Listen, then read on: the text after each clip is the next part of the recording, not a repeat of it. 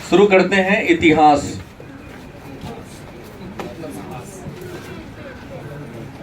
जिस विषय को हम लोग आज प्रारंभ करने वाले हैं, विषय का नाम क्या है? इतिहास। और इतिहास को अंग्रेजी में हम लोग कहते हैं हिस्ट्री। इतिहास को अंग्रेजी में कहते हैं हिस्ट्री।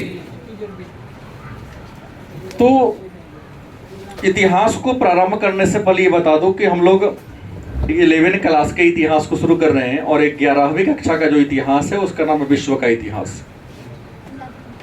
मानव सभ्यता के विकास से लेकर हमें प्राचीन विश्व के प्रमुख सभ्यताओं के बारे में और मध्यकालीन यूरोप के विभिन्न व्यवस्थाओं के बारे में इस क्लास में क्या करेंगे? चर्चा करेंगे। तो सबसे पहले जान लें कि पाठ 1 को प्रारंभ करने से पहले ये जानेंगे, अगर हम इतिहास पढ़ने चल रहे हैं तो इतिहास है क्या, इतिहास कहते किसे हैं और इतिहास का वर्गीकरण किन किन रूपों में किया गया है। तो सबसे पहले जानेंगे हम लोग कि इतिहास है क्या।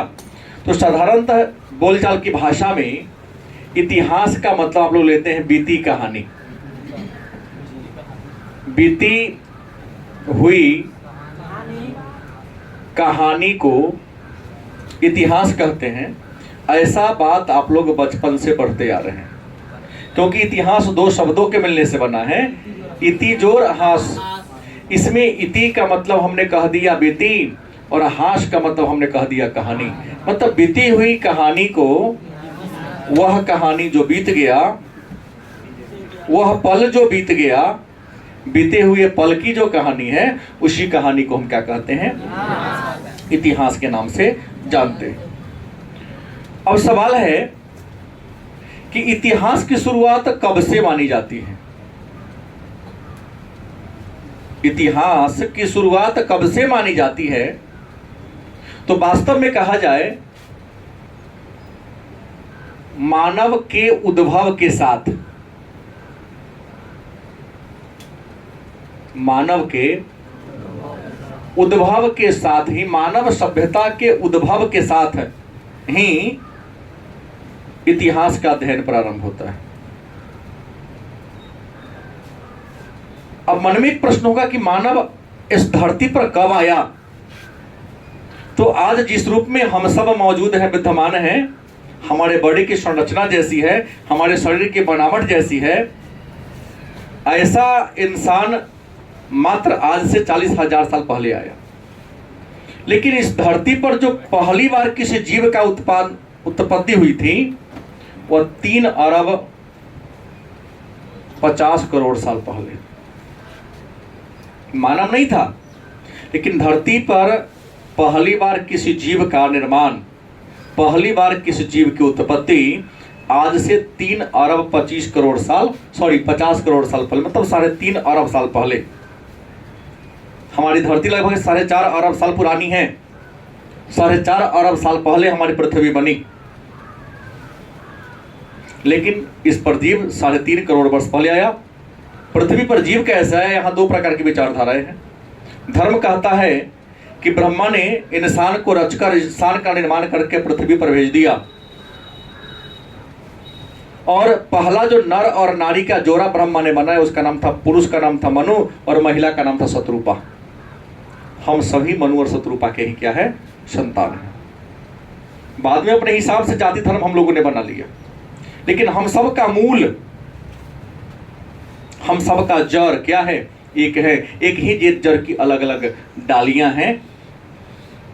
मोटा मोटा डाली वर्ण बन गया, ब्राह्मण क्षत्रिय वैश्य बन गया, उन डाली से और निकल गया जो जातियां, और उन छोटी डाली से और डाली निकल गया, जिसको उपजातिया के नाम से हम लोगों ने कह दिया। लेकिन जड़ तो सबका एक ही है।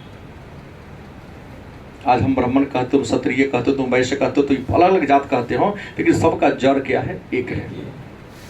स्वार्थ के कारण हम लोगों ने क्या कर दिया? बंटवारा कर लिया। इस्लाम धर्म इस बात को स्वीकार करता है कि परमात्मा ने, अल्लाह ने पहले जिस इंसान को बनाया उसका नाम था आदम हुआ। जो मुस्लिम धर्म वाले बच्चे हैं इस बात को जानते होंगे, जो नाम के मुसलमान हैं वो तो नहीं जानते हैं, लेकिन बाकी जो रियल में हैं उनको पता होगा कि आदम हव्वा के संतान वो लोग अपने आप को कहते हैं। लेकिन विज्ञान कहता कि नहीं, विज्ञान इस बात को स्वीकार नहीं करता है। विज्ञान कहता कि इंसान विकास का परिणाम है। एक लिंगी जीव के रूप में आया, वही विकसित होते होते आज हमारे और आपके रूप में इंसान बन गया। लेकिन वो कहानी चर्चा होगी। सबसे बात जब पहले जाते कि इतिहास का शुरुआत हुआ कब से, तो इतिहास की शुरुआत मानव के उद्भव के साथ हुआ। इंसान धरती पर आया, चाहे वो जिस रूप में आया हो, मछली के रूप में आया हो, मेढक के रूप में आया हो, बंदर के रूप में आया हो, जिस रूप में आया हो, तो उसके आने की कहानी ही इतिहास लिखने के लिए विद्वानों को क्या कर दिया, मजबूर कर दिया। अब प्रश्न होगा तो इतिहास शब्द की उत्पत्ति हुई कहां से है? तो इतिहास शब्द की उत्पत्ति हिस्टोरिका, माने हिस्ट्री शब्द की उत्पत्ति कहां से हुई है? हिस्टोरिका। और हिस्टोरिका क्या है? तो हिस्टोरिका एक किताब है। इस किताब के लेखक कौन है? हेरोडोटस। कौन है? हेरोडोटस एक विद्वान है जिन्होंने हिस्टोरिका नामक किताब लिखी, और हेरोडोटस को ही फादर ऑफ हिस्ट्री कहा जाता है। इतिहास के पिता किसे कहा जाता है?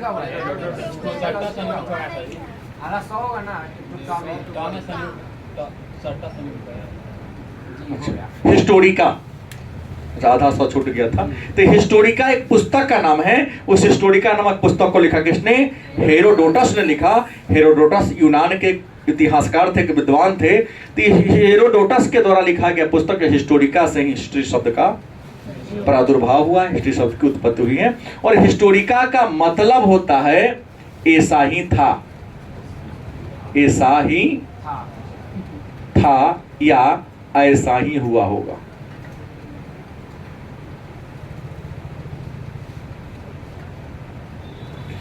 ऐसा ही था या ऐसा ही हुआ होगा। मानव के विकास के इतिहास को, इतिहास का है क्या तो आपको पता होगा, बड़े हो गए हैं। इतिहास अतीत का अध्ययन है। इतिहास किसका अध्ययन है? तो इतिहास अतीत का अध्ययन है। मन में एक प्रश्न होगा कि अतीत होता क्या है, अतीत कहते किसे हैं, अतीत है क्या, अतीत कहते किसे हैं? तो आपको बता दें, अतीत का मतलब होता है बीता हुआ कल। अतीत का मतलब क्या होता है? मैंने वह समय, वह टाइम, वह पीरियड जो क्या हो गया, बीत गया। उस बीते हुए पल को ही हम क्या कहते हैं? अतीत कहते हैं। बात समझ गए? तो मानव के विकास के इतिहास को, मतलब एक बात कहा जाए, मानव विकास का कोई ना कोई तो इतिहास होगा। तो मानव के विकास का जो इतिहास है, मानव के विकास के इतिहास को विद्वान 3 भागों में बांटकर अध्ययन करते हैं।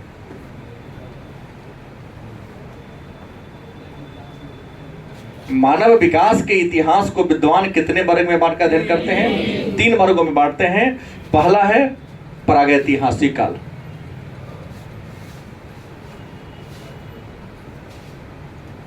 प्रागैतिहासिक काल। दूसरा है अर्ध ऐतिहासिक काल, और तीसरा क्या है? ऐतिहासिक काल।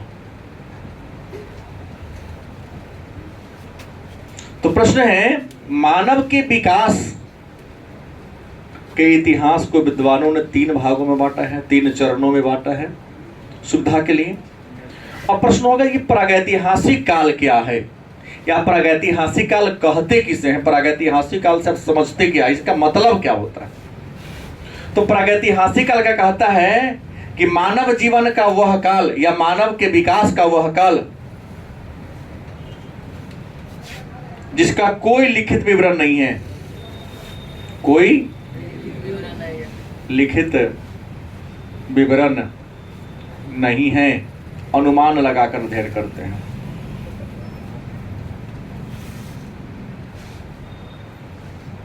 गलती किस है?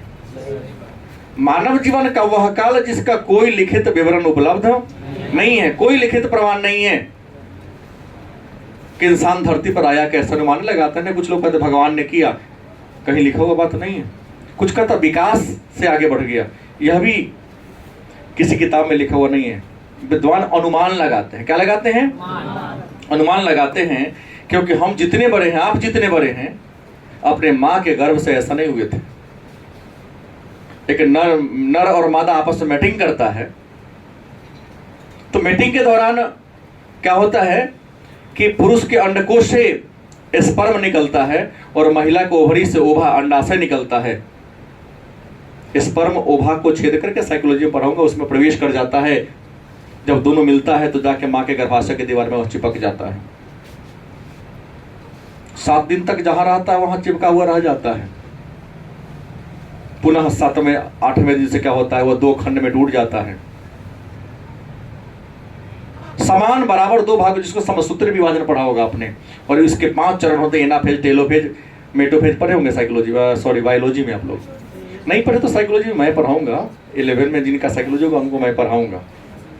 तो एक छोटा सा माँ के गर्भाशय में, जिस दिन माँ, एक महिला गर्भ धारण करे, छोटा सा सुई के पीन के नोक के बराबर, मटर का दाना भी बहुत बड़ा हो गया, मरुआ देखे हैं, मरुआ के दाना के बराबर गर्भाशय के दीवार में चिपका, वही धीरे धीरे विकसित होते होते 9 महीना में हाथ कान पैर सब हो जाता है और निकलते हैं। तो उस समय आपके शरीर का लंबाई 20 इंच होता है।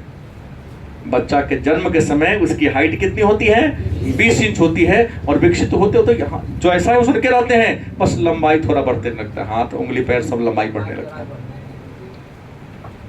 तो प्रागैतिहासिक काल ऐसा ही था या ऐसा ही हुआ होगा। प्रागैतिहासिक काल मानव जीवन का वह काल है जिसका कोई लिखित विवरण उपलब्ध नहीं है, जिसके बारे में अध्ययन कैसे करते हैं? अनुमान लगा के करते हैं। पहले कहा कि इंसान लंगटे रहता था, ऐसा ही हुआ होगा। कच्चा मांस खाता था, क्योंकि आग का आविष्कार नहीं था, कपड़ा का निर्माण हुआ ही नहीं था। तो सही तो होगा, ऐसा ही हुआ होगा, लंगटे रहा होगा। गलत सही?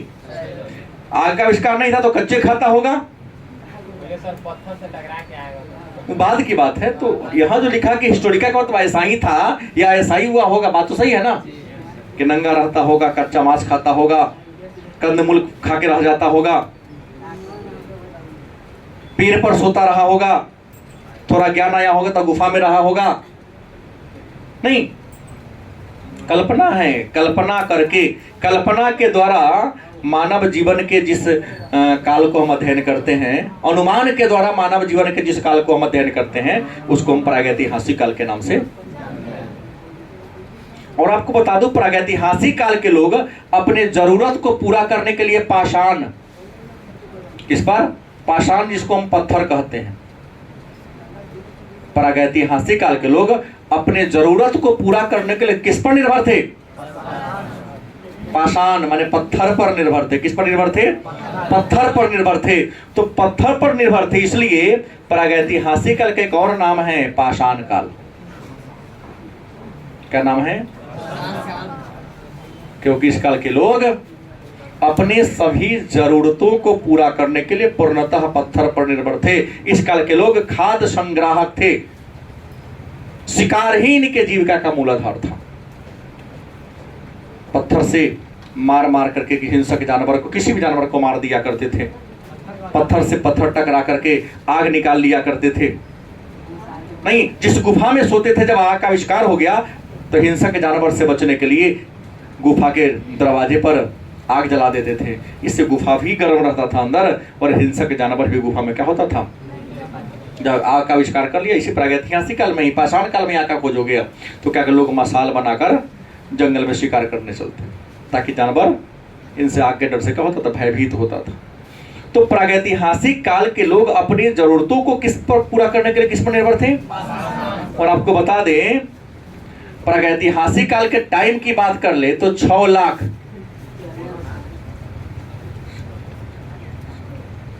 BC टू 1.5 लाख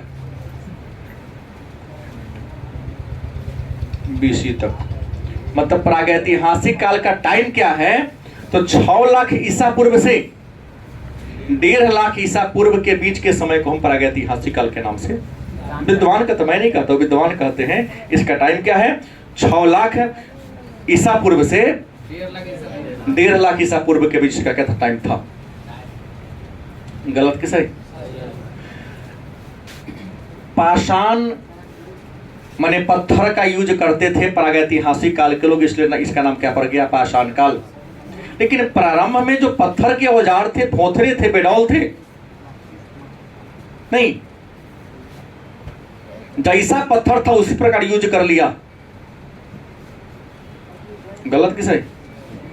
लेकिन धीरे धीरे इसके अंदर ज्ञान में वृद्धि हुई, और ज्ञान में वृद्धि हुई तो उस पत्थर को थोड़ा सा घीस घास करके नुकीला, चिकना, पतला बनाना शुरू कर दिया ताकि तेज होगा तो शिकार करने में परेशानी। तो पत्थर के औजार के विकास के आधार पर या पत्थर के औजार के निर्माण के आधार पर प्रागैतिहासिक काल को विद्वानों ने 3 भागों में बांट दिया है। प्रागैतिहासिक काल को विद्वानों ने कितने भागों में बांट दिया? 3 भागों में बांट दिया। एक का नाम दिया पूर्व पाषाण काल। कौन काल? पूर्व पाषाण काल। दूसरा का समय दिया मध्य पाषाण काल, और तीसरा का समय दिया नवपाषाण काल। तो प्रागैतिहासिक काल के लोग अपने जरूरत को पूरा करने के लिए किस पर निर्भर था? पत्थर पर निर्भर था। तो पत्थर के उपयोग के आधार पर, पत्थर के जो हथियार थे उस हथियार के डिजाइन, आकृति के आधार पर प्रागैतिहासिक काल को 3 भागों में बांटा गया। नाम क्या है? पूर्व पाषाण काल, मध्य पाषाण काल और नवपाषाण काल। अब मन में होगा इसका, इस तीनों काल का समय सम्मिलित रूप से क्या था? इस तीनों काल का समय कब से कब तक था? 6 लाख से कब तक? 1.5 लाख तक।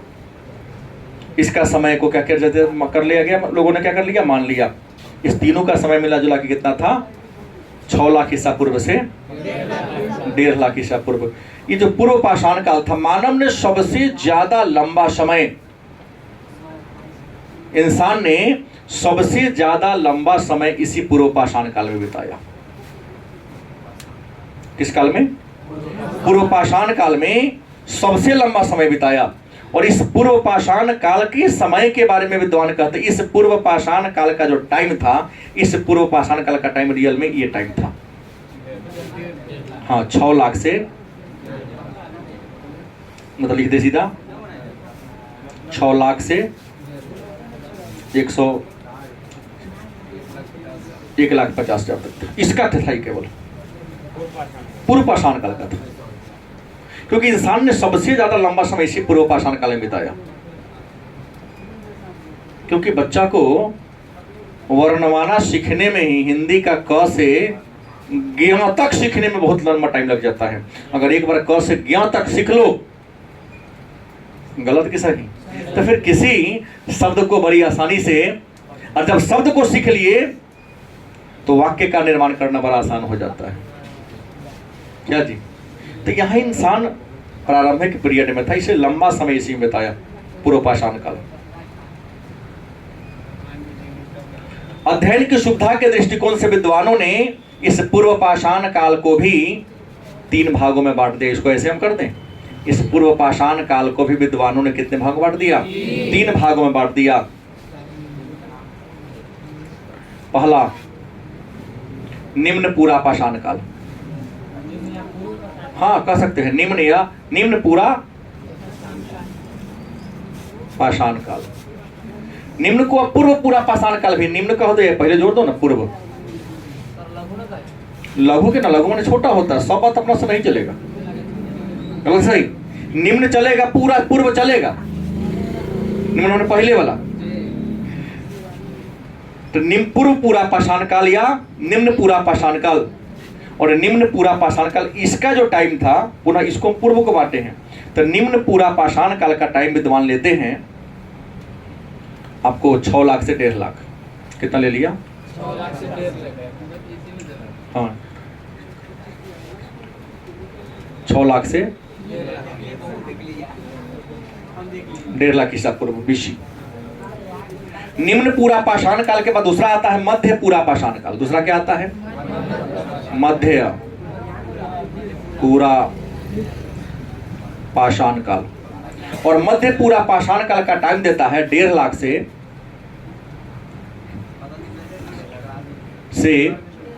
40,000 बीसी। कितना आता है? 1.5 लाख से 40,000 बीसी का समय आता है। और अंत में आता है उच्च या उत्तर। क्या आता है? उच्च कहो तब उत्तर पूरा पाषाण। और उच्च या उत्तर पूरा पाषाण काल का समय आएगा 40,000 से 10,000 ईसा पूर्व।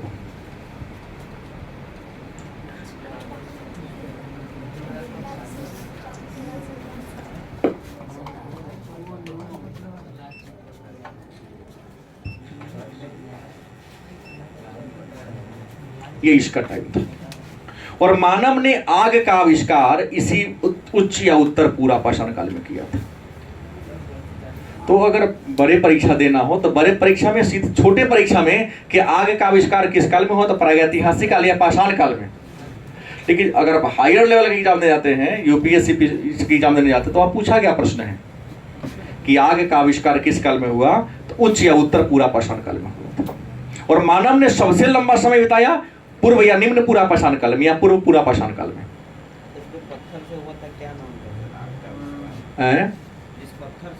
उस पत्थर का नाम क्या होगा?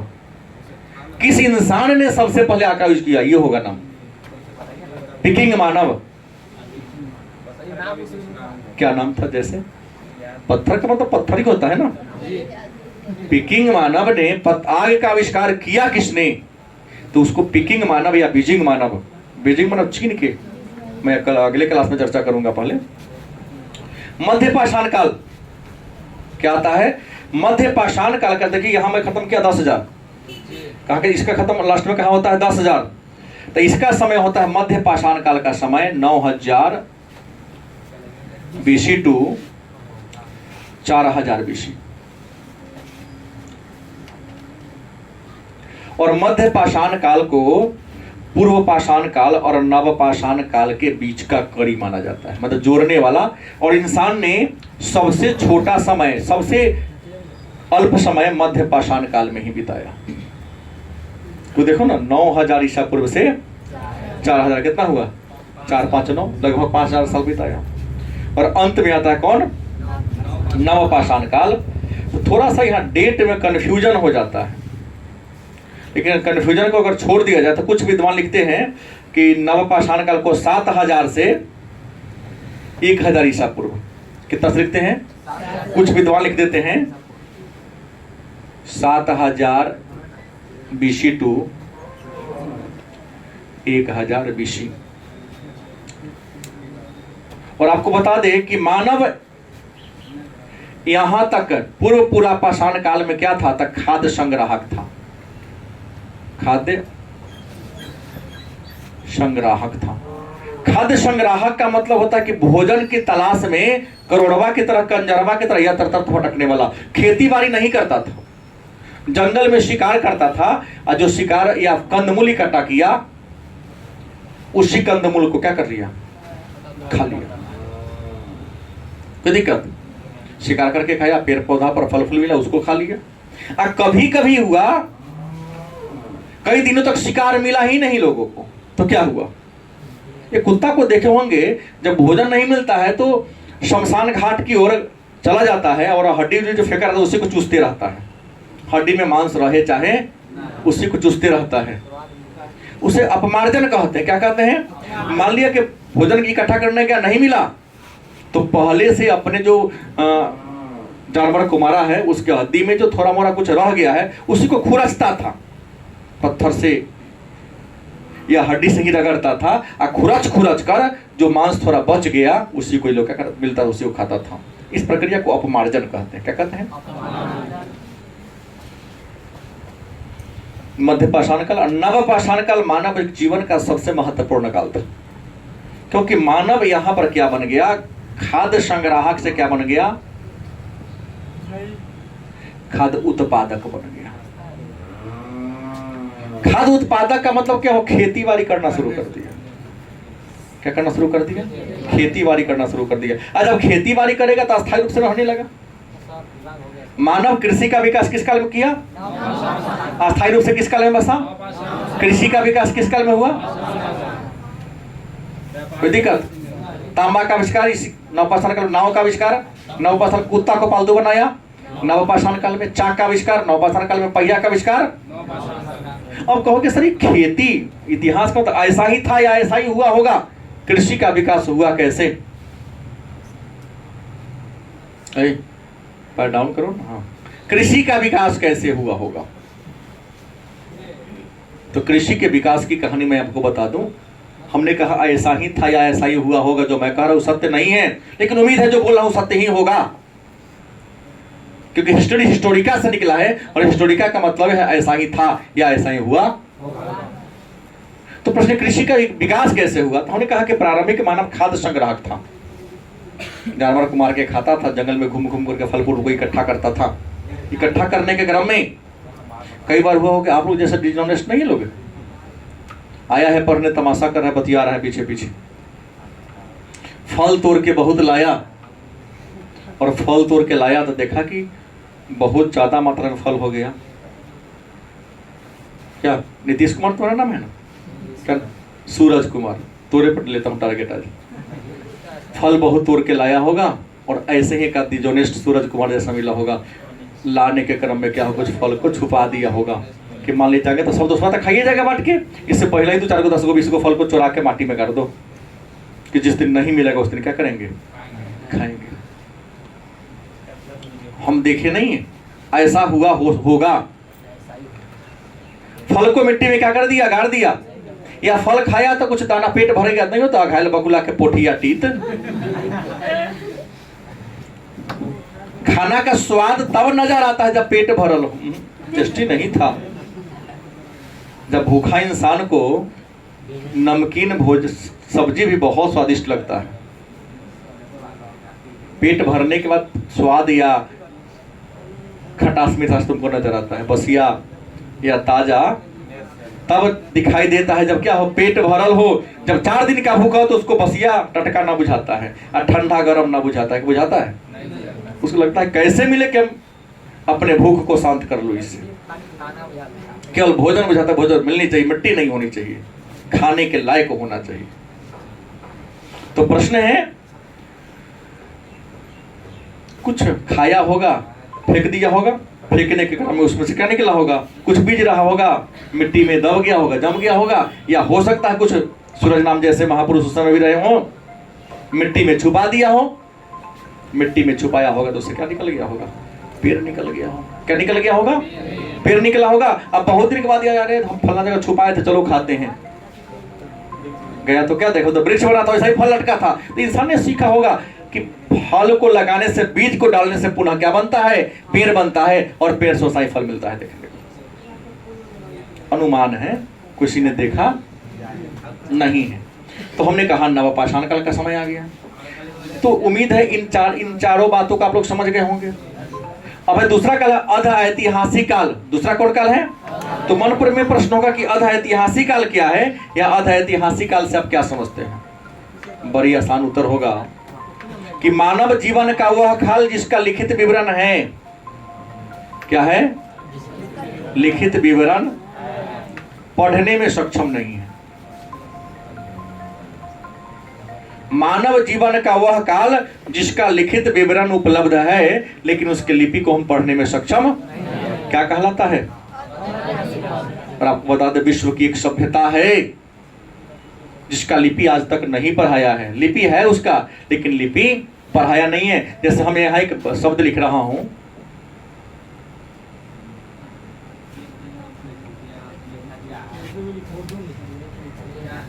आपको नहीं आता तो उर्दू कह दिया, हम ही क्या नहीं जाने क्या लिखा उसमें, हम तो खुद नहीं जानते मैं क्या लिखा। लेकिन कुछ ना कुछ एक आध गो वर्ण सही होगा, अलिफ तो सही है, ओकरा बगल में क्या जोड़े हैं मुझे खुद नहीं पता है। इतिहास लिखल है, कुछ भी बात नहीं है। ये क्या लिखे? किसी को पढ़ा रहा है, लेकिन लिपि तो है मान लो, लेकिन पढ़ा आपसे हमसे भी नहीं रहा है, हम तो सीधे घोंस दिए हैं कुछ। तो लिखित विवरण है लेकिन पढ़ने में सक्षम क्या कहलाएगा। और विश्व की एक सभ्यता है जिसका लिपि आज तक नहीं पढ़ाया है, वह भारत की सभ्यता है। और भारत की सभ्यता का नाम क्या, सिंधु घाटी सभ्यता, क्योंकि सिंधु घाटी सभ्यता के दूसरा नाम है हड़प्पा की सभ्यता। इसकी लिपि आज तक पढ़ाया नहीं पढ़ाएगा तब ना, अभी तो पढ़ाया ही नहीं है तो कैसे पता चलेगा। हेलो, हाँ बोलिए बोलिए।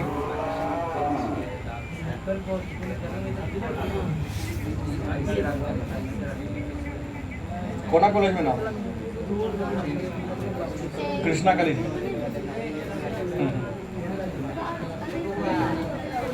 कल है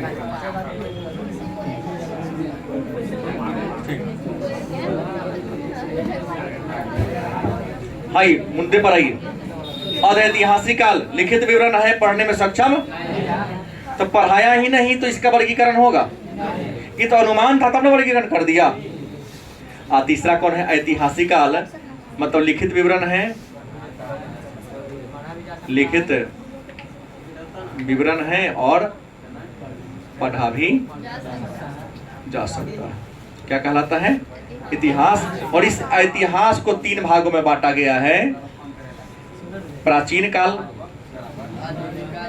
मध्यकाल और आधुनिक काल।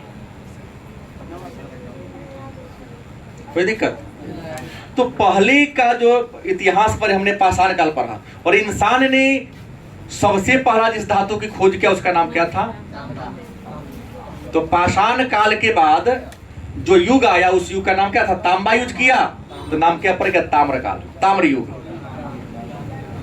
कौन युग आया, ताम्र युग आया। बाद में थोड़ा सा ज्ञान बढ़ा लोगों को, तो पत्थर मतलब पत्थर के ऊपर से तांबा का फाल चढ़ा दिया, तो ताम्र युग के पहले तो आया आपका कौन युग, पाषाण युग। कौन आया, पाषाण युग के बाद कौन युग आया, ताम्र युग के बाद आया ताम्र पाषाण युग।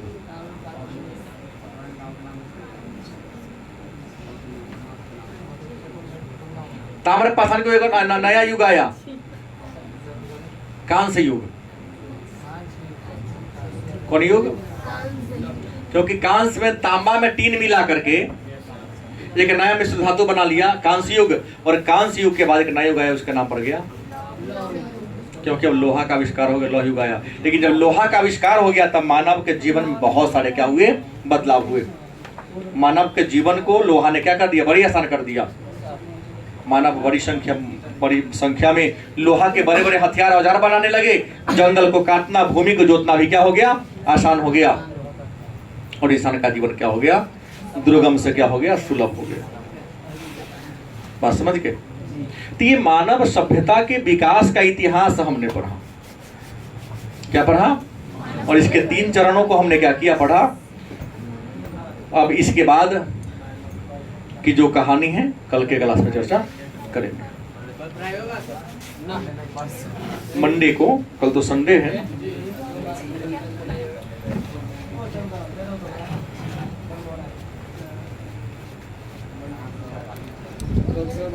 कट